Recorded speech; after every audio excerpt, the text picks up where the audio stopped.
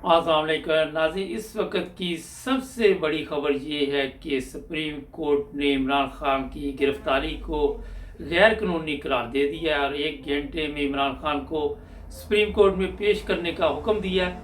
अब देखते हैं कि सुप्रीम कोर्ट का हुक्म माना जाता है या नहीं माना जाता। इससे पहले भी कई दफ़ा सुप्रीम कोर्ट हुक्म दे चुका है और बेशुमार सवालात वहाँ पे किए गए। कितने लोगों ने गिरफ्तार किया, क्यों गिरफ्तार किया, अदालत के अंदर से क्यों गिरफ्तार किया। और 3 जज इस वक्त हैं, तीनों ने गुस्से का इजहार किया है। आपको एक दफ़ा फिर बता दें, 1 घंटे में इमरान खान को सुप्रीम कोर्ट में पेश किया जाएगा। अब उसके बाद किसी दूसरे केस में गिरफ्तार करते हैं या लोग वहाँ पे पहुँच जाते हैं। इस्लामाबाद में शदीद लड़ाई इस वक्त जारी है, जिसकी वजह से काफ़ी मसला वहाँ पे ये भी बना हुआ कि सुप्रीम कोर्ट भी प्रेशर में आ गया। और भी कोई ताज़ा सूरत हाल हुई तो आपको बताएंगे, जुड़े रहें हमारे साथ।